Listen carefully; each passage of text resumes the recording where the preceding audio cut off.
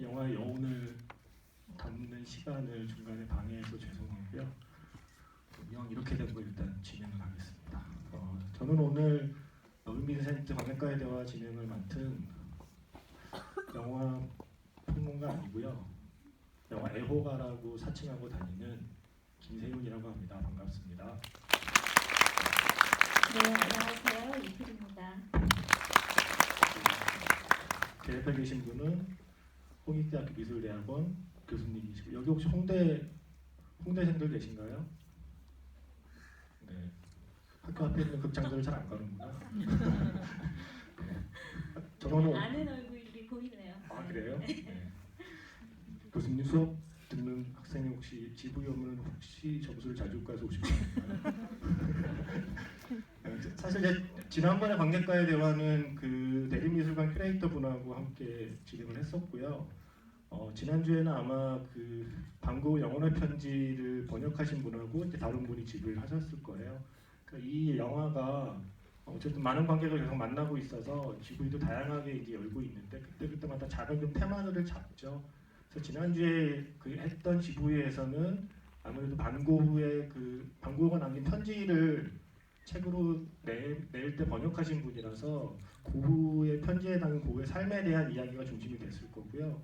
오늘은 소개해드렸듯이 미술대학원 교수님이시기 때문에 고흐의 삶도 삶이지만 이 영화에 담긴 고흐의 그림, 그리고 물론 그 고흐의 그림으로 엿볼 수 있는 고흐의 삶까지 그런 얘기를 중심으로 해보려고 합니다. 일단 영화를 어떻게 보셨는지 아주 짤막한 소감을 먼저 여쭙고 시작해도 될까요?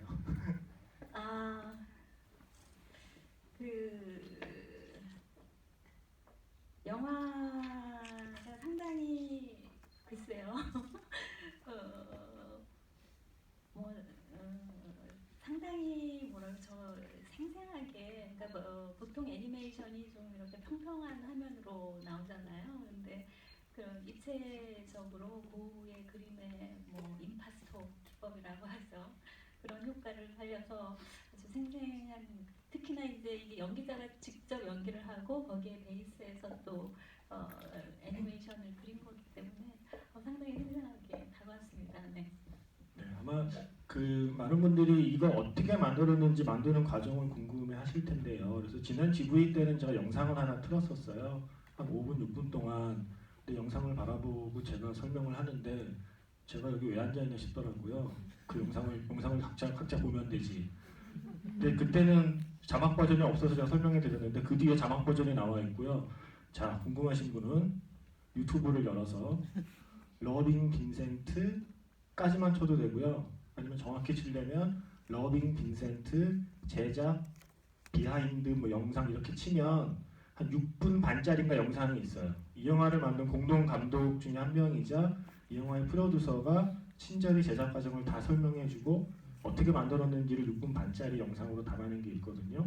유튜브에 러빙 빈센트 제작 비하인드를 치시면 그 영상 하나로 사실은 다 알 수 있습니다. 근데 제가 그냥 그 짧게만 먼저 그 과정을 말씀드리고 이제 본격적으로 이제 교수님께 그 궁금한 것들 여쭈을 텐데요. 일단 쉽게 말씀드리면 이 영화를 만든 그 감독이 여성이신데 그분이 쉽게 말하면 고흐 덕후예요. 네, 그래서 일종의 그 성덕하신 분이죠. 그러니까 고흐를 너무나 좋아한 나머지 아주 쉽게 설명드리면 고흐에 대한 덕질의 차원으로 이 영화를 완성하신 거고요. 무려 기획까지 합치면 10년이 걸린 거죠. 그러니까 10년 기획 기간 합치면 10년이고 실제 그린 건 한 2년이라고 하는데 이것을 단편이 아닌 장편으로 만들어야 되겠다라고 마음을 먹고 전 세계에 공고를 냈다고 하고 공고를 보고 유화 애니메이션의 애니메이터가 아니라 화가로 참여할 분을 모집합니다라는 공고를 보고 모인 사람이 한 자료마다 약간씩 차이가 있는데 107명에서 125명이라는 자료가 있어요. 그러니까 많이 보면 125명, 적게 보면 107명 정도의 전 세계에서 모인 이제 그 화가들이 이 작업에 참여를 한 거고요. 그래서 여러분 보셨다시피 영화 속의 등장인물은 실제 고흐가 남긴 초상화의 그 주인공들을 다 영화의 등장인물로 끌어온 거고요. 그리고 이제 이 영화의 배경이 되는 그림들은 실제 고흐가 남긴 풍경화를 기본 바탕으로 해서 고흐가 그린 풍경은 한 프레임이잖아요. 이거는 그걸 움직여야 되잖아요. 그래서 어떤 거는 고흐의 그냥 프레임 안에 있는 그 안에 있는 내용물만 움직이는 정도. 어떤 거는 가령 이렇게 초상화에서 세로로 그린 그림들 있잖아요. 그거는 스크린에 가로가 없잖아요. 나머지가. 그 나머지는 상상으로 만들어 그리는 방식. 뭐 이런 식으로 이제 다양한 변화를 줘서 고흐 작품 한 94점 정도를 재구성한 거고 고흐의 인물들을 뽑아서 그냥 그린 게 아니라 고흐 인물을 닮은 배우를 다 캐스팅해서 그 배우들을 블루 스크린 앞에서 연기를 시킨 다음에 그걸 찍고 그걸 다시 유화로 일일이 그린 게 총수를 다 합치면 6만 6천 장쯤 그렸고 그 인터넷에 팔고 있어요.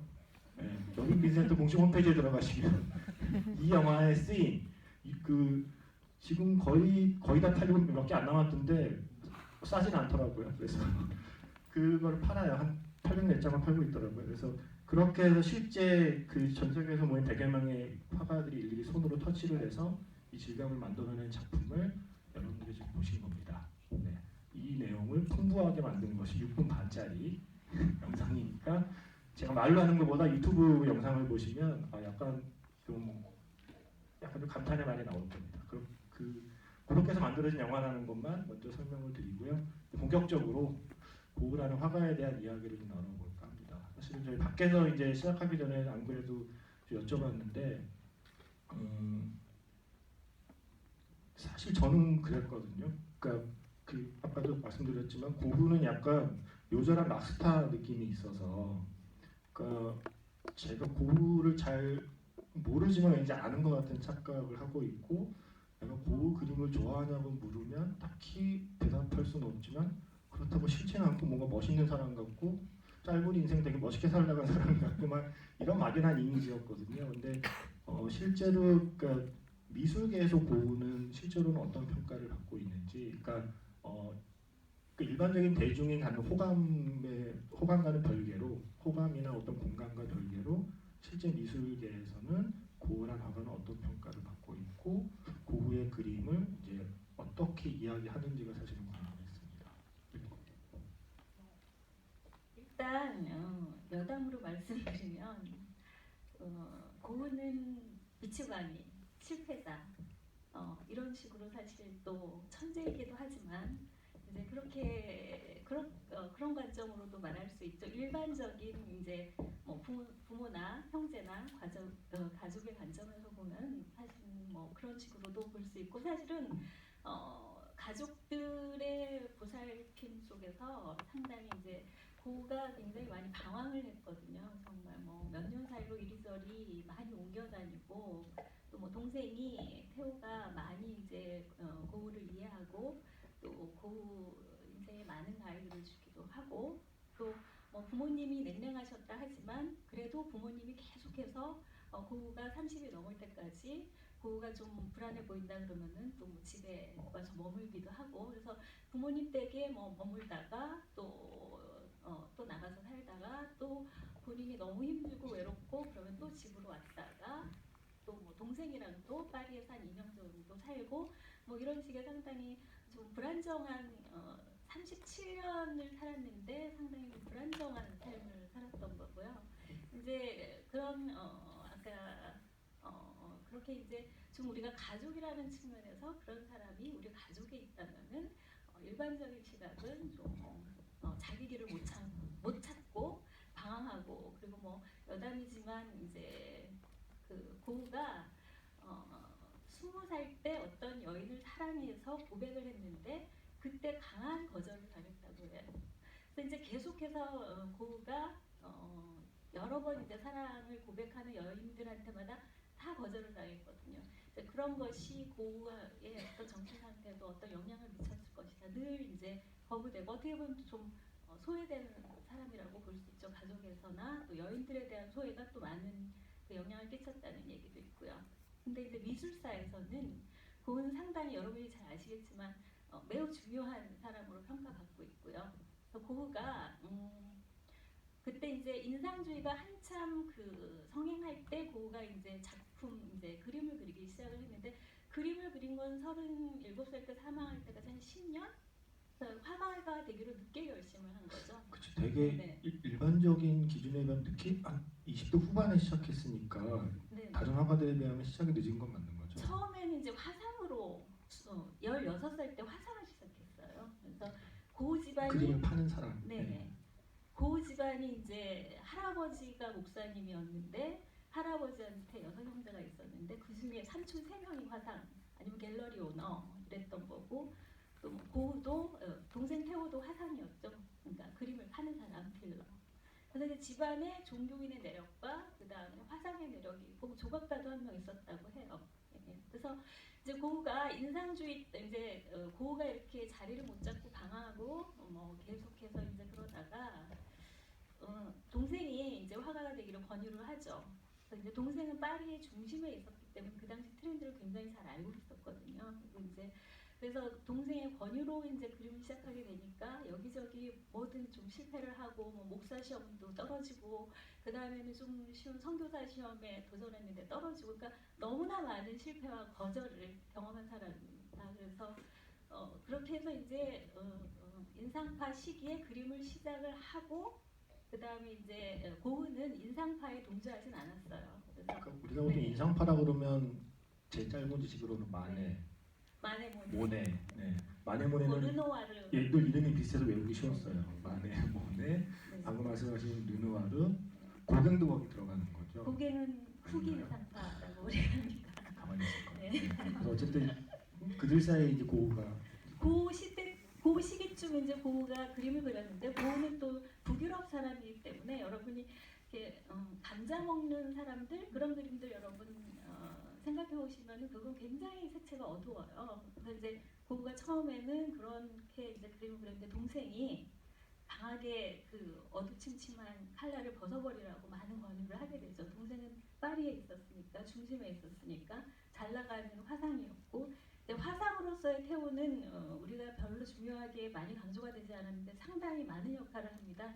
그 프랑스 인상주의나 후기 인상주의 작품의 파급이나 이런 네덜란드 그림의 이제 파급에 근데 그래서 아까 이제 인상주의 후기 인상주의 그래서 이제 인상주의는 여러분 너무 잘 아시죠? 그냥 자연스럽게 화려한 컬러로 밝은 컬러로 이제 빛을 잡아낸다고도 하고 근데 이제 너무나 있는 그대로를 생생하게 그리는 것에 좀 반대하는 이제 일군의 화가들이 있었는데 이제 인상주의에 밝은 컬러를 쓰고 뭐 자연색을 쓰고 이런 것은 동조를 하지만 그래도 그림이 너무 있는 그대로 자연적인 것만 표현하는 것에는 한계가 있다고 본 거죠. 그래서 이제 고흐나 고갱이나 우리가 이런 사람들 아니면 이제 그 점묘주의 화가들 이런 사람들을 인상주의의 한계에 이제 좀 도전을 하는 사람들이라고 하는데 고흐는 그 후기 인상파의 대표적인 인물로 상당히 영향력 있는 인물로 여겨지고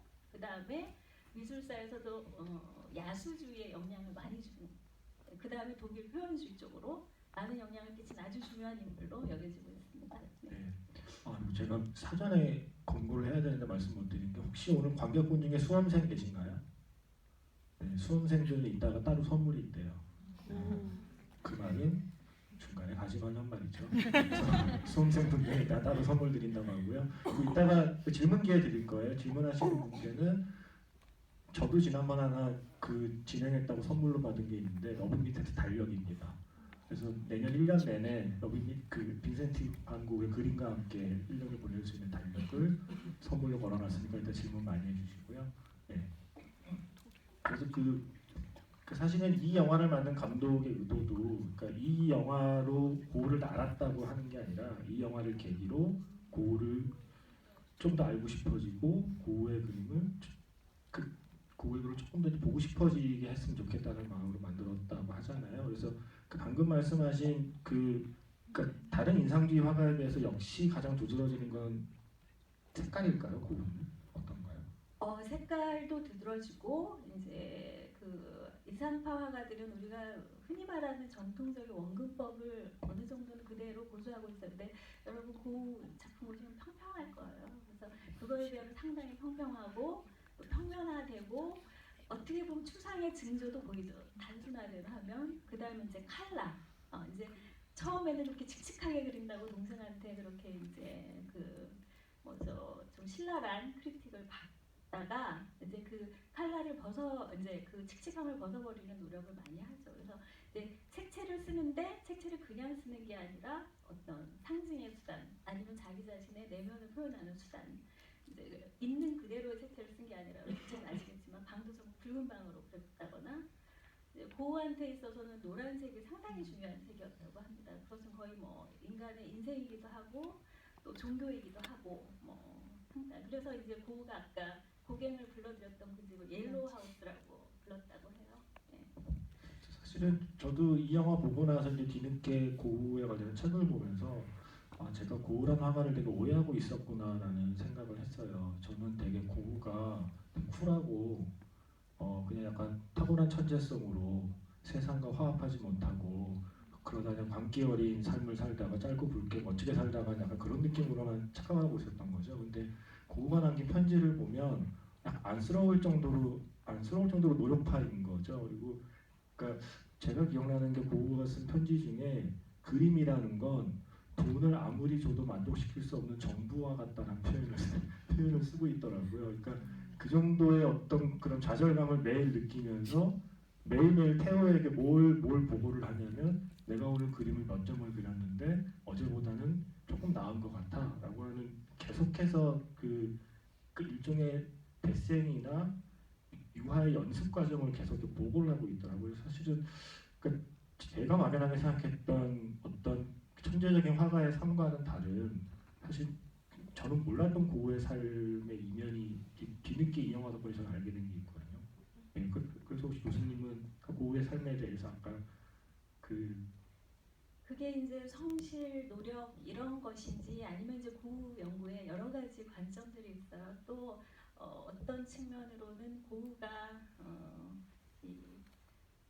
전두엽 이 두뇌에 장애가 있어서 그런 장애를 가진 사람들은 일반적으로 무언가를 굉장히 집중해서 잠을 자지 않고 밤낮으로 이제 일을 한다고 하는데 고우는 낮에는 그림을 그리고 밤에는 밤새 편지를 쓰고 그러니까 이 글을 안 쓰면 안 되는 사람들이 있대요. 그것도 이제 그런 사람들도 고우가 가지고 있는 그런 그 뇌 증상이랑 유사한 증상이 있다. 이런 이제 고우에 대해서 다양하게 연구하는 경향이 있는데 이제 그런 거고. 근데 이제 또 인간적으로 우리가 볼 것은 그렇게 수많은 좌절을 겪고 거부를 당하고 소외를 당하고 그러니까 고우가 이제 목사가 되려는 꿈에서 좌절을 하고 그 다음에 또 선교사가 되려고 하다가 결국은 이제 선교사 시험도 실패하고 그래서 이제 선교사 보조, 목사 보조 이런 생활을 이제 하다가 이런 일화가 있어요. 오두막 그러니까 그 선교 보조를 하는데 이제 이렇게 베이커리에 이제 숙소가 주어졌다는 거죠.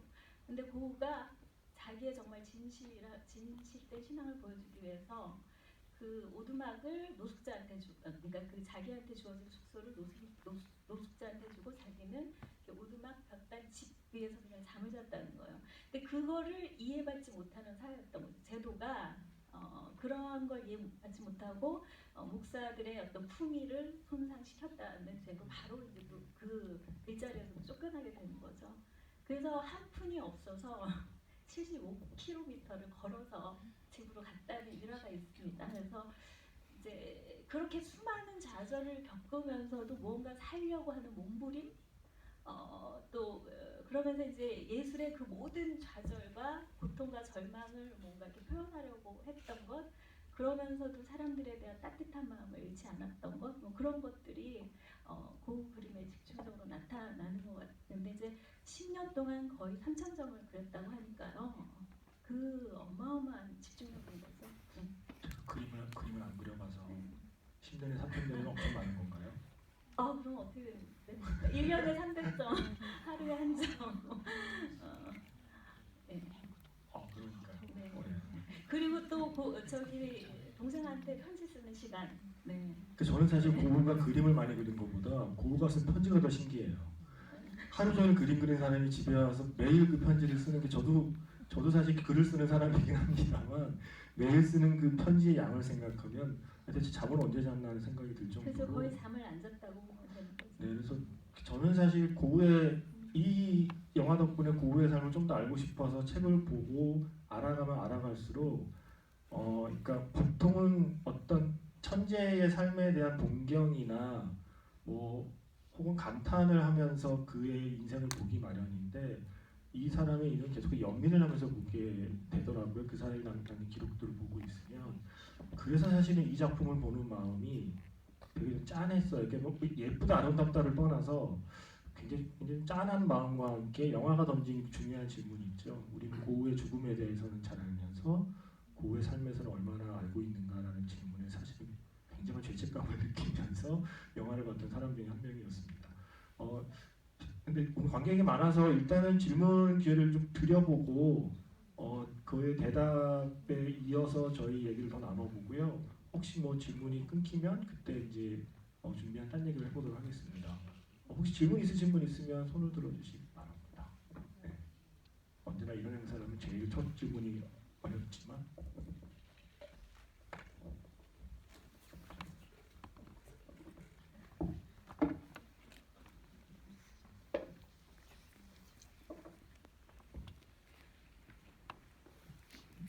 네, 그 고흐가 압생트를 굉장히 즐겨 마신 걸로 알고 있는데 압생트를 많이 마시면 황시증이 온다고 들었어요.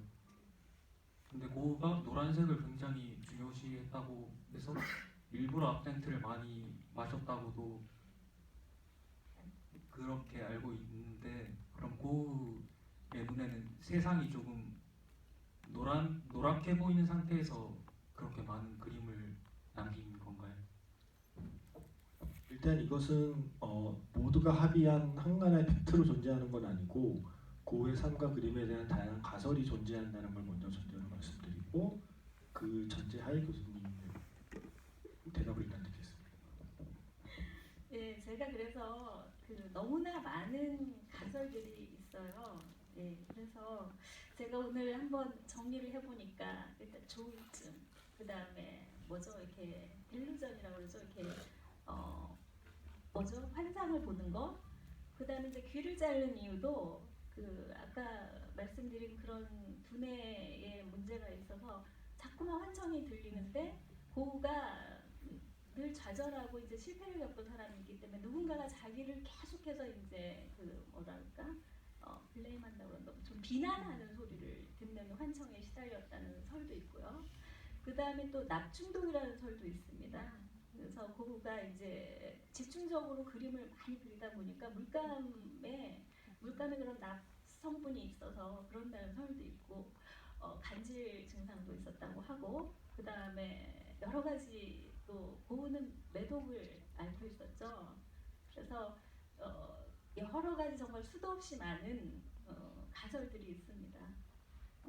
그래서 그 알코올 중독설도 있어요. 물론 말씀하신 대로. 그 다음에 고흐가 담배를 심지어 잠 잘 때도 피면서 잤다. 이 정도로 술, 담배. 그 다음에 이제 사실은 그 여성 관계도 상당히 이제 복잡했고요.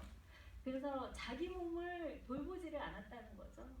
굉장히 금욕적으로 살아서 음식이나 이런 걸 거의 뭐 먹는 게 커피, 빵, 뭐 그 이외에는 그래서 기근에 시달릴 정도로 가난한 시절도 많았고 뭐 동생이 어느 정도 서포트를 해주기도 했지만 상당히 많은 요인들이 함께 하는 걸로 여러 가지 이제 연구 결과들이 나와 있습니다.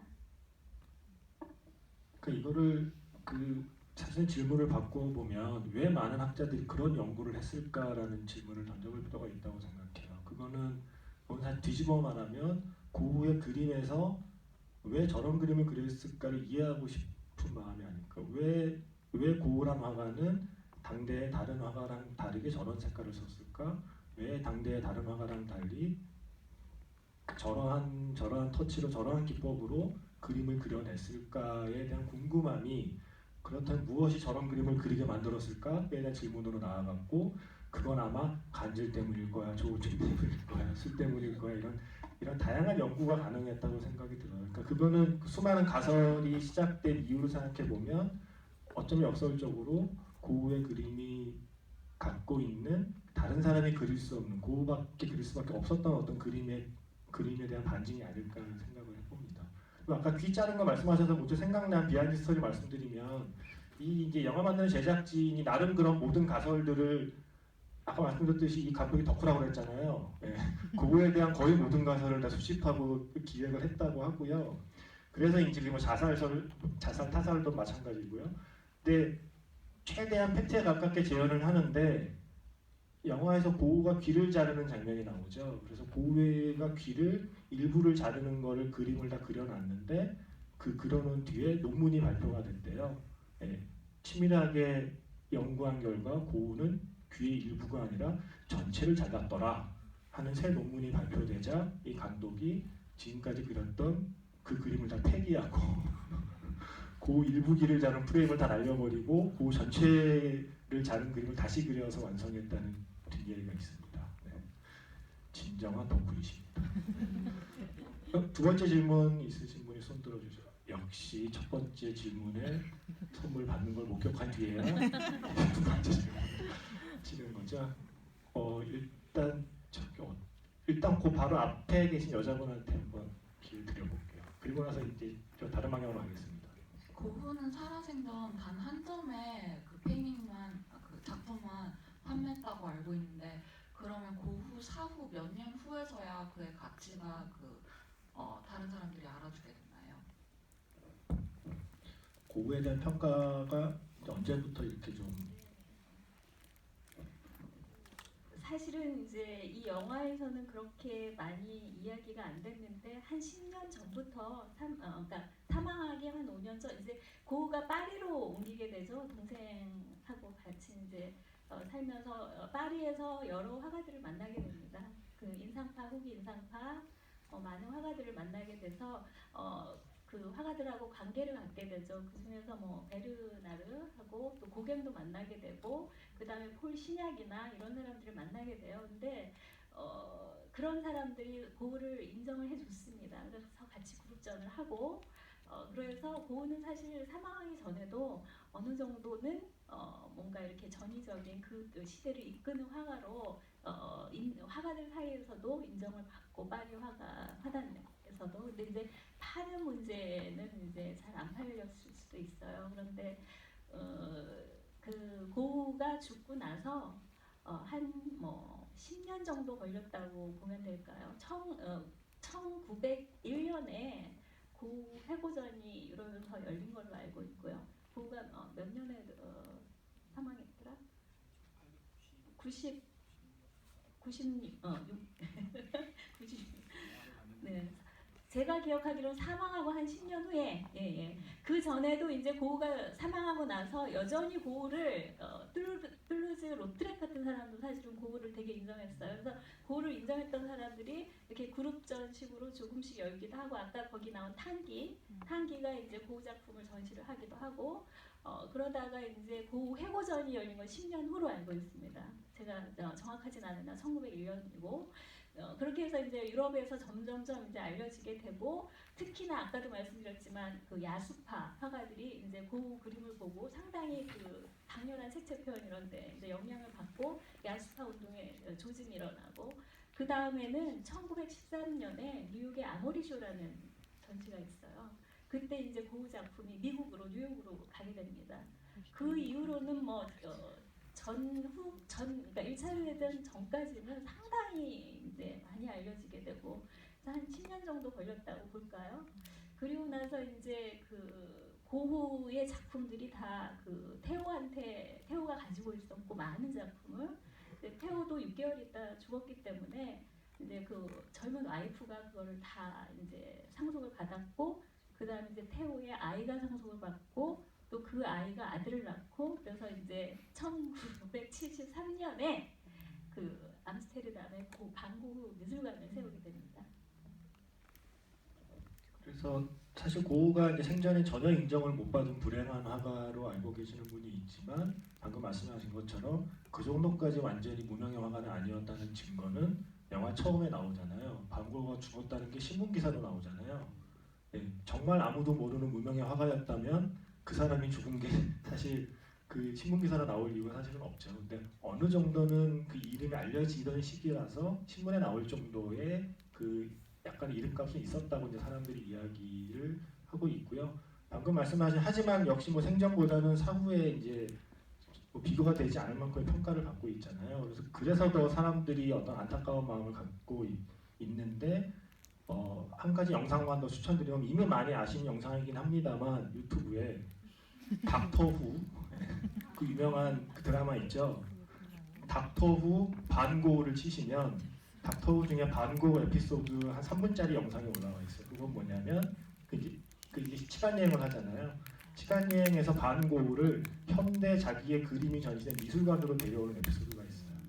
그래서 이제는 너무나 유명해진 그러니까 자기는 경험하지 못한 그 유명세를 고우가 직접 보게 하는 그 에피소드가 있거든요. 그걸 러빙센트를 보신 분은 그걸 보고 또 눈물을 흘린다는 소리.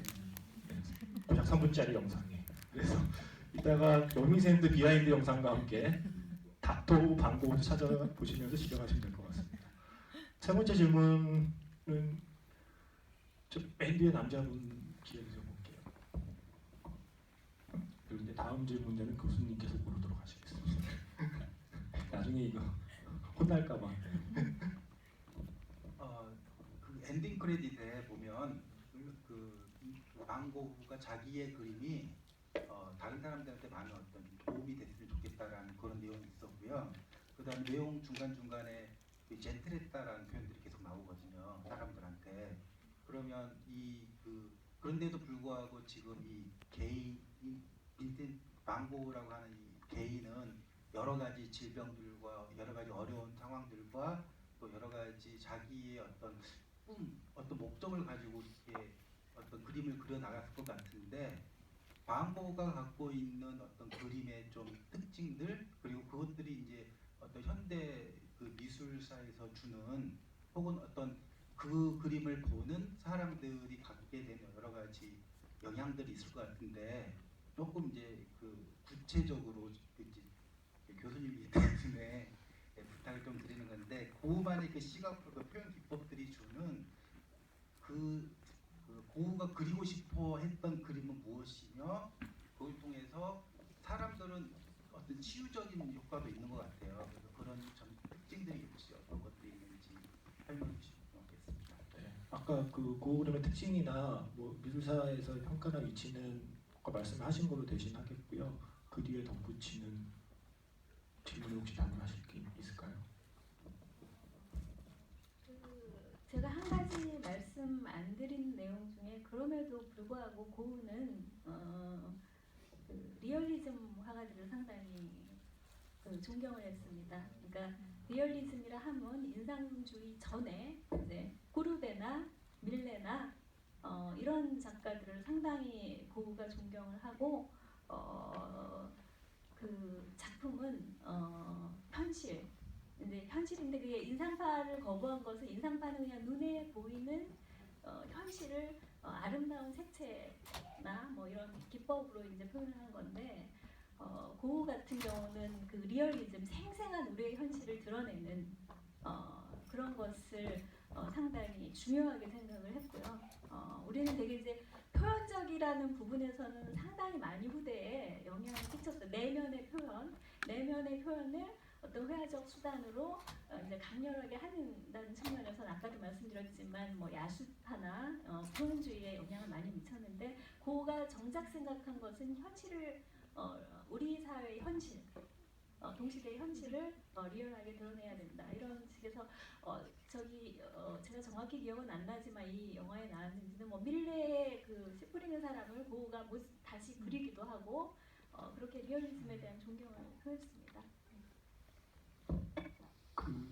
사실은 요즘 우리가 흔히 말하는 현대 미술이라는 것을 생각해 보면, 그러니까 제가 이제 그 팟캐스트를 하는데 가수 윤종신 씨랑 등등등해서 지난번 GV 때도 했던 얘기입니다만, 어쩌면 이러한 기법을 사용해서, 그러니까 그 어떤 화가의 그 이야기를 그리는데 그 화가의 화풍을 갖고 그 화가의 그림 스타일로 작품을 만들 수 있는 화가가 또 누가 있을까에 대한 얘기를 그냥 우스개로 한 적이 있어요.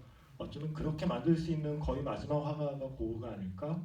왜냐하면 윤종신 씨의 이야기는 생각해봐, 피카소 방식으로 피카소 만들어봐, 그거 눈, 코, 입 여기 있는 거 어떻게 봐, 2시간 동안 막 이런 얘기를 했었거든요.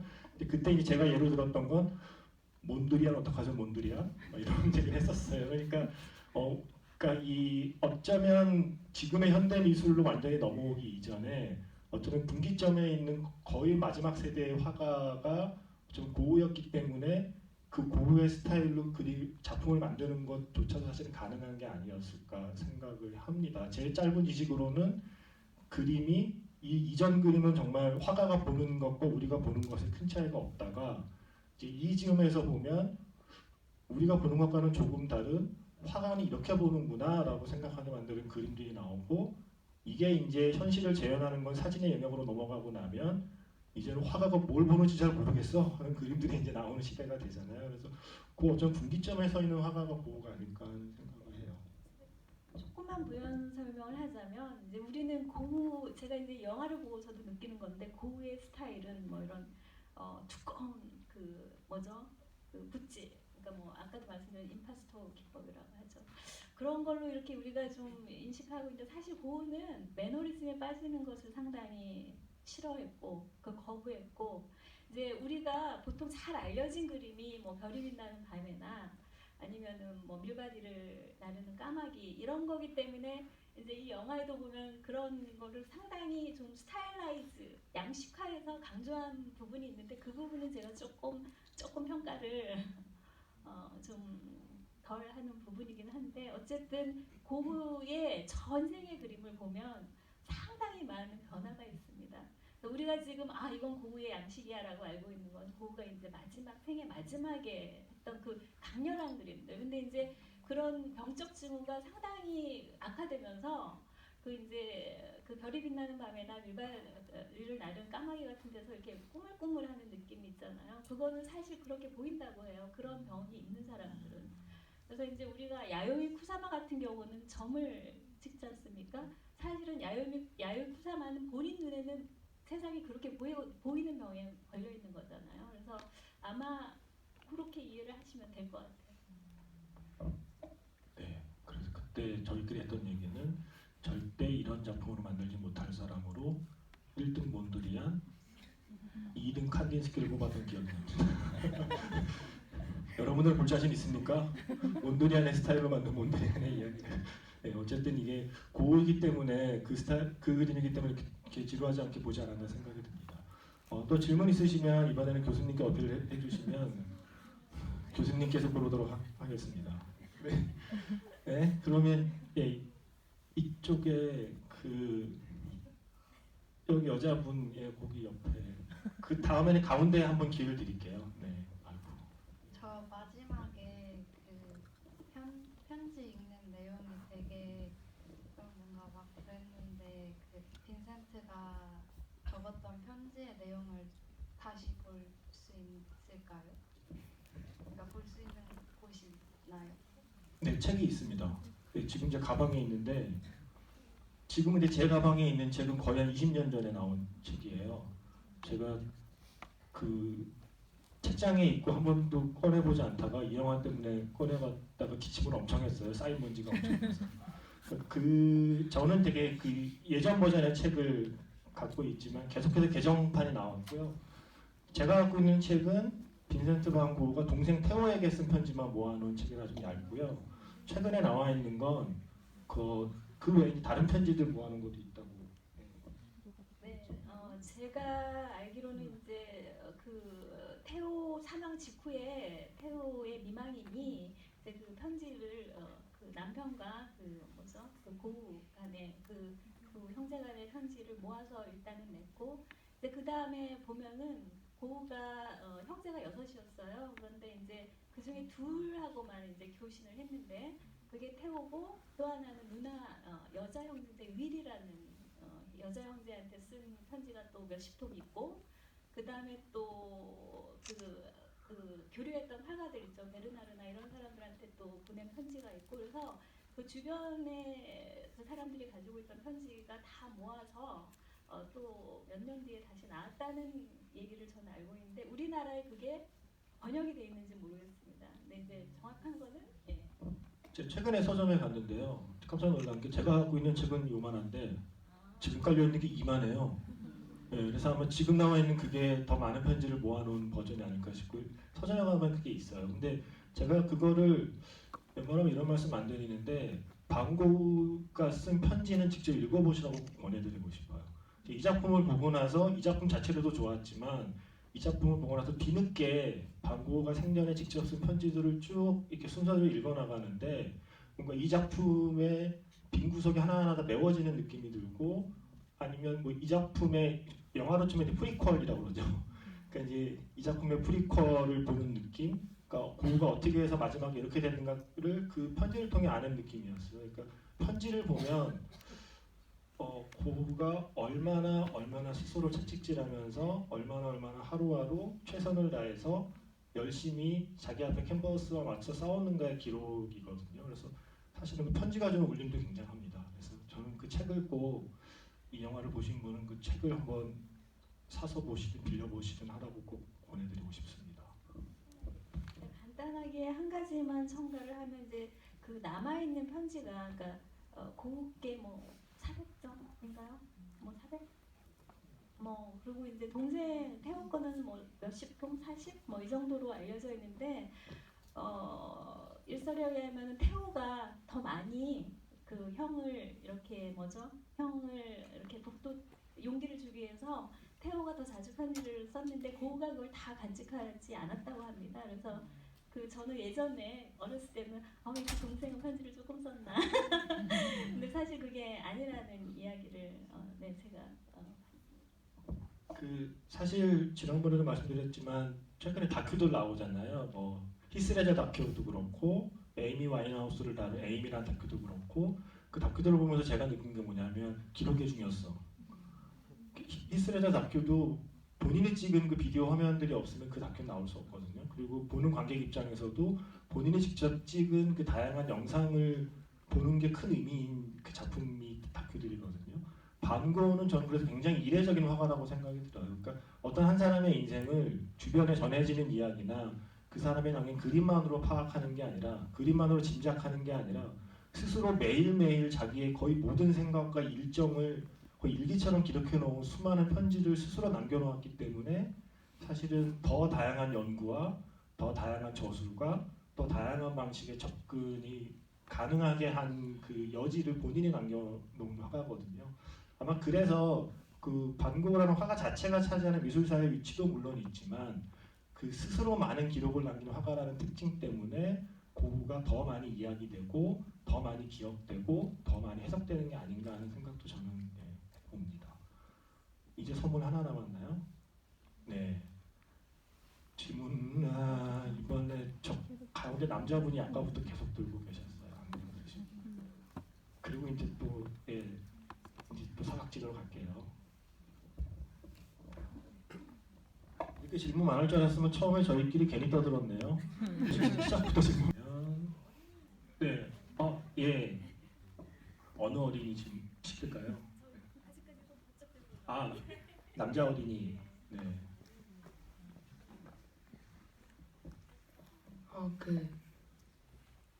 모네나 렘브란트 같이 근데 죄송하지만 몇 학년이에요? 6학년 6학년. 네. 예. 말씀하세요. 고우를 만난 화가들이 고우를 어떻게 알게 됐는지 궁금해요.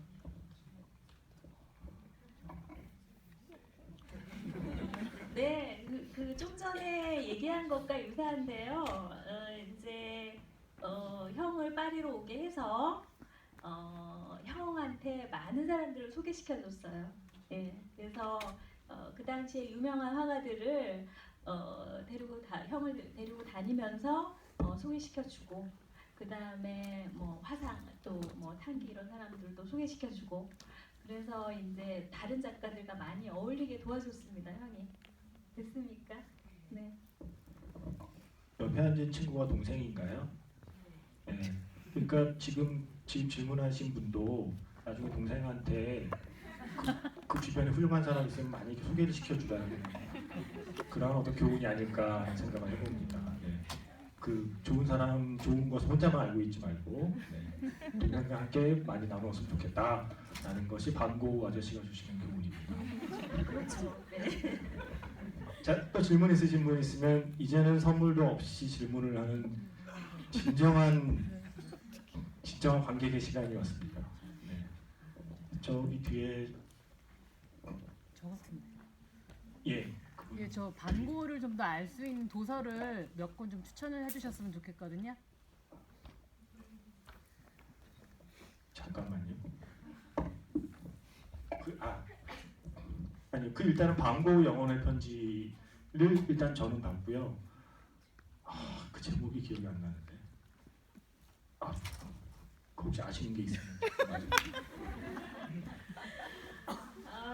죄송합니다. 저도 사실 제가 외국 서적 어디 네 이런 책이 있습니다. 이거는 만화책이에요. 네, 이거는 만화책인데 아주 뭐 특별한 내용이 있다기보다는 좀 약간 좀 고급형 반고의 전기 같은 건데 영화에서 담고 있는 시기와 비슷한 아르레스의 시기에 집중해서 반고 이야기를 좀 아이들도 볼 수 있게 그린 만화책인데 반고가 너무나 귀요미로 그려놨어요. 그래서 이런 만화책도 있고요. 저는 일단 어떻게 공부했냐면 서점과 도서관에 가서 반고 검색어를 넣어서 거기서 나오는 거 일단 다 포함해서 한번 훑어봤거든요. 그 중에 반고 그림에 대한 그 몇 가지 책들은 굉장히 마음에 들었는데 제목을 다 기억해두지를 못했어요. 근데 일단은 제가 했던 방식으로 해보시면 그 중에 괜찮은 게 걸리지 않을까요? 네. 그리고 그 중에 하나는 영화에서 언급이 되어 있는 고우가 과연 자살인가 타살인가만을 다룬 그 서적도 있어요. 그래서 그게 아마 이 영화를 만드는데 큰 영감을 줬다고 하거든요. 그래서 아마 그 책도 한국에 나와 있습니다. 네. 그리고 시간이 아직 있으니 질문 있으시면 더 받아보겠습니다. 저기 맨 뒤에 계신 여자분 처음부터 손을 들고 계셔가지고 네.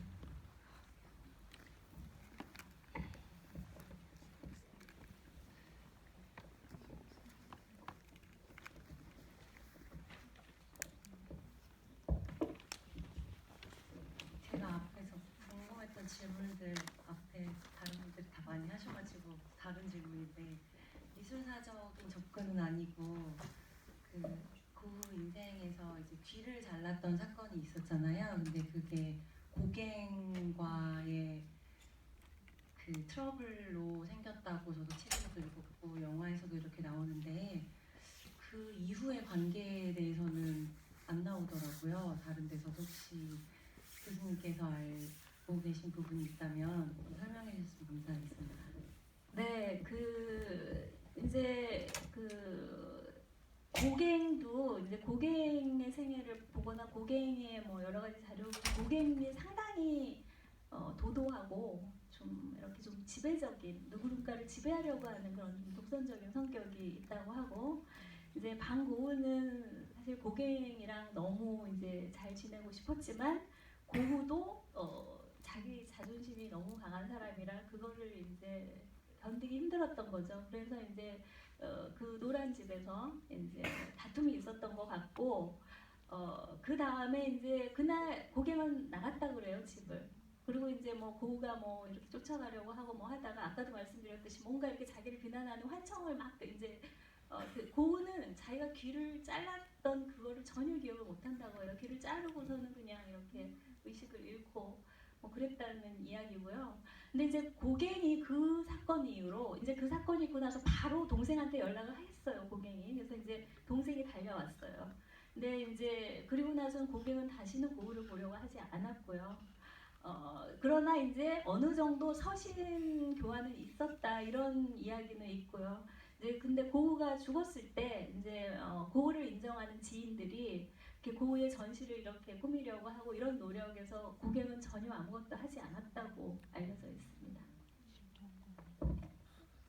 고갱이 삐돌이였다는 이런 속 좁은 사람. 네.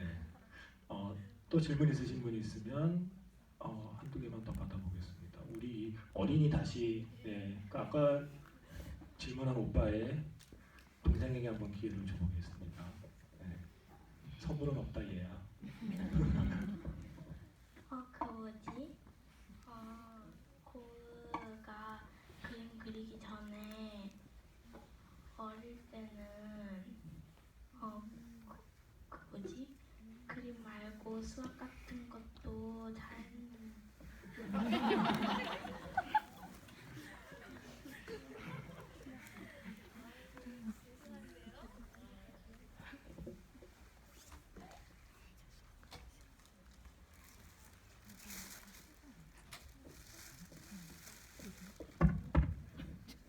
네, 수학을 잘했는지는 저도 잘 모르겠는데요.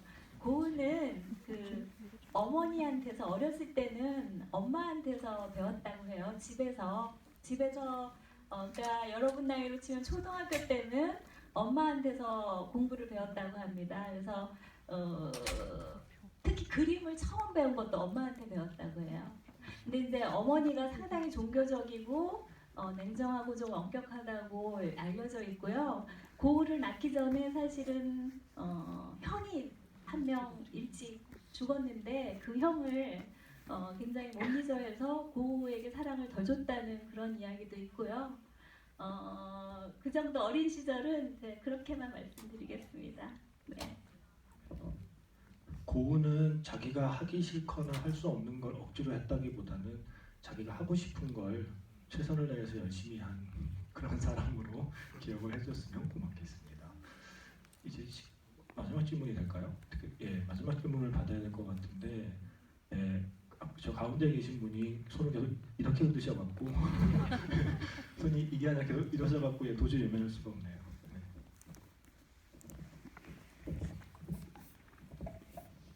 드디어 기회가 왔군요.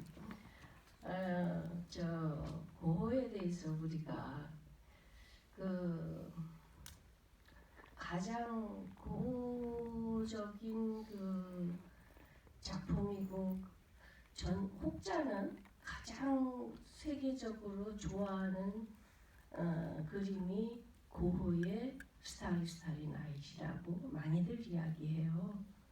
그래서 그런 점도 이런 자리에서 조명이 되고 또 우리가 고호의 뭐 병 때문에 무슨 음주라든가 뭐 담배라든가 어떤 그런 병적인 것 때문에 색깔이 그렇게 나오고 그런 표현을 했다가는 그런 그 결론보다는 고는 과연 이 세상에 대고 무슨 메시지를 전하고 싶어서 그렇게 그림을 그렸을까?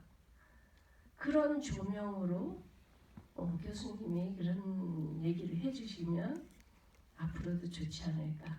그것이 바로 고가 만약 이 자리에 있다면 정말 바라는 일이 아닐까.